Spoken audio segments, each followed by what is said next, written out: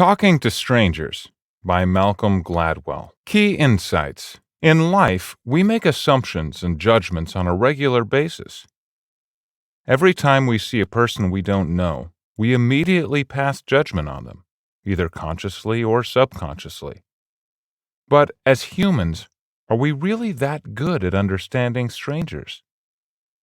In Talking to Strangers, Malcolm Gladwell gives us some key insights into why humans have such a hard time deciphering another person's character, and why we are often tricked by charming lies because of our trusting nature. The right way to talk to strangers is with caution and humility. Malcolm Gladwell.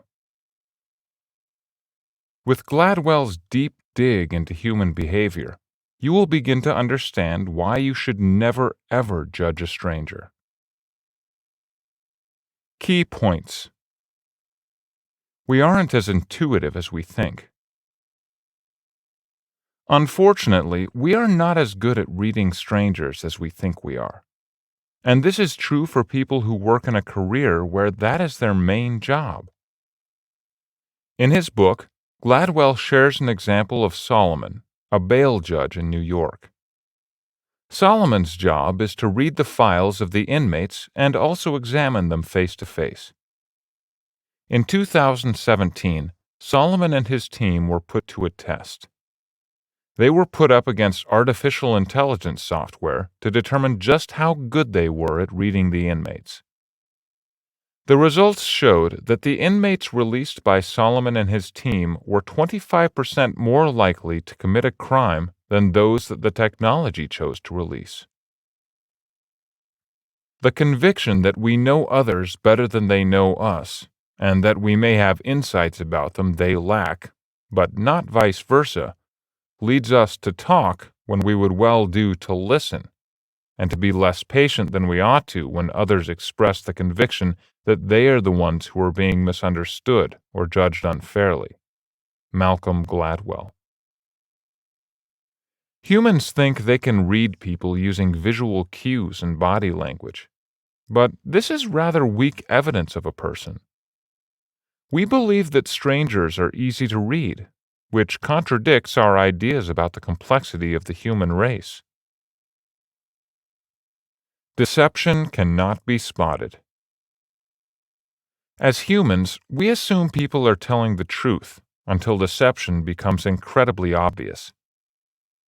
Gladwell shares an example of Tim Levine, a scientist who conducted an experiment in which the test subjects watched tapes of students who had just participated in a trivia test. In the videos, Levine is seen asking the students questions about the trivia test, such as, "Did you cheat?" and "If I ask your partner, will she tell me the same?" The results were that some of the cheating students lied through their teeth, while others confessed to their cheating ways immediately.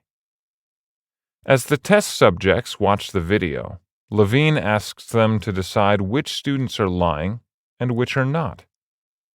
The results were about 50-50, with the test subjects correctly identifying the lying students. Without a clear trigger to think the person is lying, such as defensiveness or avoiding eye contact, the test subjects, and humans in general, are more likely to just believe that these students are telling the truth. Assuming the truth is important. Although it's a pain that we cannot identify deception as best as we'd like to, it is important to assume the truth so that our society can function in a peaceful way. The same scientist, Tim Levine, who conducted the trivia experiment, notes that lies are extremely rare in real life. Most people are honest by nature and do not have any reasons to lie. For example, when you go to a local fast food restaurant, you don't find the need to calculate the price yourself before paying. You assume that the cashier is giving you the correct price for your meal. You can't read someone's face. In sitcoms, such as Friends, which Gladwell discusses, you can easily follow the conversation and the plot just by looking at the characters' faces. Everything is acted and exaggerated, but that is not the same as real life. People think that humans are just as transparent as these characters because that is just what we are culturally exposed to, but that's just not so. Two German psychologists conducted an experiment where they tested people's surprise face by altering a room drastically that they previously walked into. It's almost like a trading spaces reveal. The results showed that only 17 of the people showed a classic surprise face, while the others were not as transparent, even if they did feel surprised. The 17% that did show the surprise face were likely portraying what they had seen in pop culture references. We often misjudge people. The classic case of Amanda Knox is a great example of how we often misjudge people. Knox was innocent, but was made to be guilty because of her non-transparent behavior when dealing with the police. She often acted guilty. However, there was no hard evidence to actually convict her. The police simply used their cultural references to infer her as guilty. Today, we are now thrown into contact all the time with people whose assumptions, perspectives, and backgrounds are different from our own. Malcolm Gladwell. Some humans are simply more transparent than others, and that is where it becomes hard to accurately read people you don't know. Alcohol blurs the lines even more.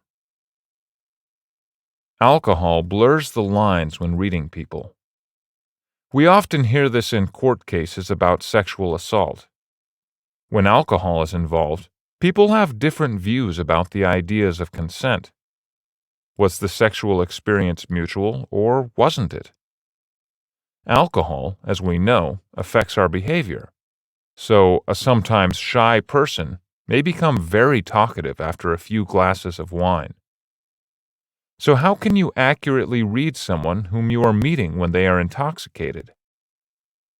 Gladwell alludes to the fact that, yes, men should start to learn to respect women more, but we should also be cutting down on our consumption of alcohol, because it definitely affects the ability to read a stranger. Main takeaway: humans cannot understand strangers as well as they think. Many humans are not as transparent as others, and this causes problems in the accuracy of judging people's character. We must make the effort to listen, observe, and get to know people before passing judgment. Hi, I'm Rhonda, and this is an exclusive audiobook video recorded for the Audiobook Master Channel. Enjoy your audiobook and have fun learning. Don't forget to subscribe and hit the notification button so you'll get updated on our next upload. If you liked the video, give us a thumbs up and say your thoughts about the book we just covered. Do you want to listen to a summary or review of a book that we haven't covered in the past? Say it in the comments below or send us a message. Don't forget to check our other uploads. Enjoy listening!